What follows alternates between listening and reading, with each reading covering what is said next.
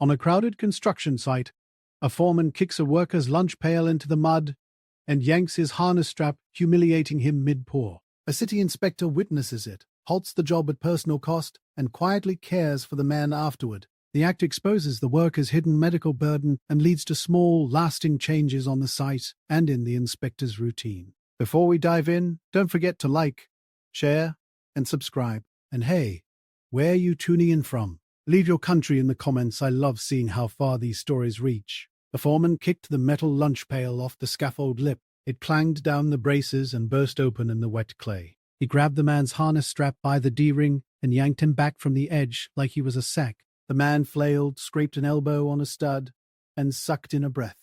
A couple of hard hats laughed because it was easier than stepping in. A plastic water bottle rolled under a forklift tire. The foreman shoved a hard hat into the man's chest and held it there like he was tacking a notice to a wall. "No breaks till the pour's done," he said, not shouting, just flat and loud enough for everyone. "You eat on your own time. Drop another screw and you're gone." He flicked the opened lunch pail with his boot again, mud streaking the dented lid. Maya stood at the base of the scaffold with her clipboard and tape. Diesel thrummed through the frame. Wet rebar smell stuck to the back of her throat. She saw the harness tug. She saw the hard hat jammed into the man's ribs. She wasn't there to babysit, she told herself. She was there to check anchor bolts and shear walls, sign off on forms, keep moving. The contractor's logo was on 3 cranes in the mayor's jacket last month. She knew that. She knew, the foreman's face knew, the way he said "Inspector," like an eye roll he hadn't finished. Her probationary period had only been over for 2 months. "One more complaint," her supervisor had said, "and you'll be on desk duty till winter." She imagined her rent due and her sister's car sitting dead in a lot. She imagined driving away and writing up what she'd seen in a line like, "For protection violation observed, corrective action recommended." She walked toward the ladder. The aluminum rungs were gritty, cold. The man who'd been yanked had his hands on his knees like he might throw up. Mud had found the crease of his knuckles. She smelled blood and soap-fresh scrape, and those cheap pink hand-wash beads in the porta-john. "Work is stopped." Her voice surprised her with how steady it sounded. She raised her badge so there would be no confusion. "Everyone down. Step away from the edge." She put 2 fingers to her radio and said her call sign like she'd practiced, asked for dispatch to log a stoppage. Boots scuffed. Someone muttered. Someone else said, "We're mid-pour." She kept moving. She pulled an orange tag from her folder, wrote the date and time with a fat blue pen, and slapped it on the fence where the wind could find it. She took 3 photos, the open lunch pail in the mud, the man holding his chest, the foreman's hand still near the D-ring. No speeches, just evidence. Her stomach felt like a clenched fist. The foreman reached for the orange tag. "Take that down," he said. He wasn't wild-eyed. He was tired. There was concrete on his boots up to the laces, sweat salt on his brow like he'd slept there. "We're on schedule for the first time this month. You don't need to make a scene. If you touch that tag, it's interference with enforcement."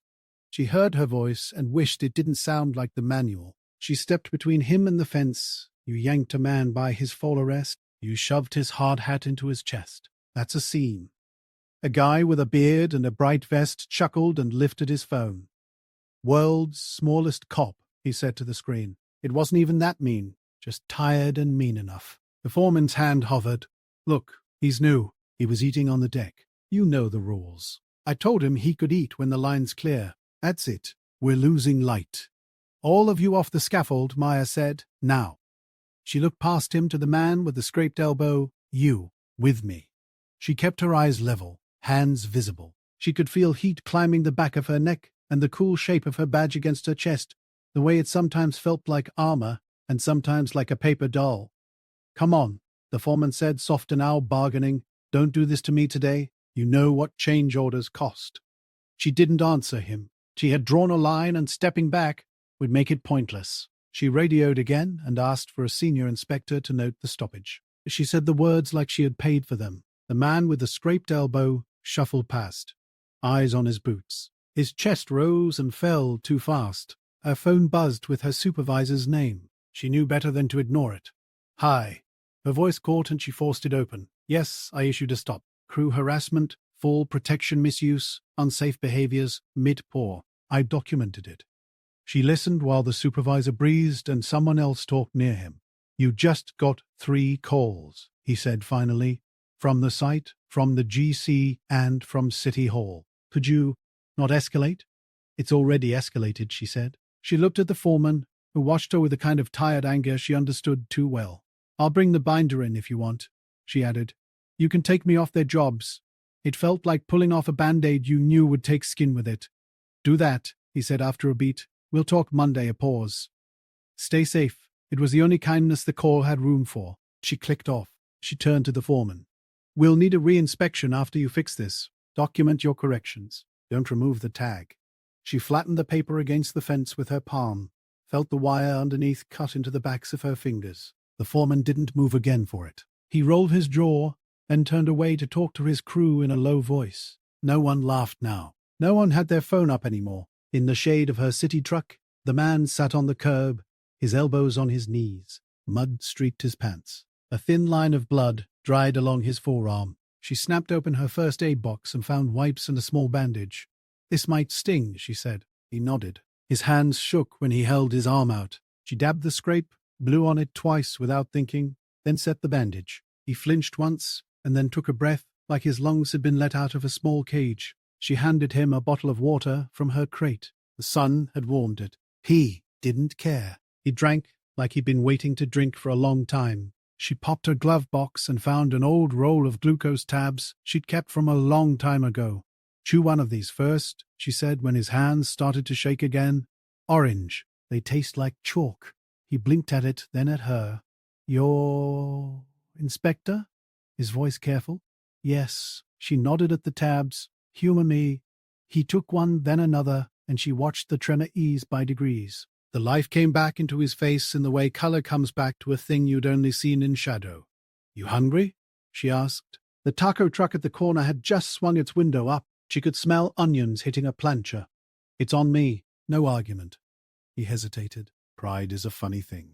She didn't push. She went anyway and came back with a sandwich that was more meat than bread and a stack of napkins. He stared at it, then nodded once like he had decided not to make this a fight. He ate fast at first, then slower. He opened the dented lunch pail with a little frown like he was checking for damage. Inside, under the mud and a smashed half apple, sat an insulin pen tucked into a zip bag, a cylinder of test strips, 2 alcohol pads, and a folded sheet of paper with clinic hours. The paper said, sliding scale, in block letters. There was also a dog-eared brochure for night welding classes at the adult school with a star next to a Tuesday session. He noticed her notice. He didn't say anything. He wiped his hands, then wiped the pen, gentle, like you clean a thing you paid for one small bill at a time. He put it all back, set the lid on, tested the latch twice. Thank you, he said finally. His voice had that post-low blood sugar softness, almost normal but not quite. I'm okay now. He looked toward the site. Men in vests stood around in little clumps like chess pieces that didn't know the rules anymore. The orange tag moved in the wind. Don't go back up today, she said. Let them figure it out.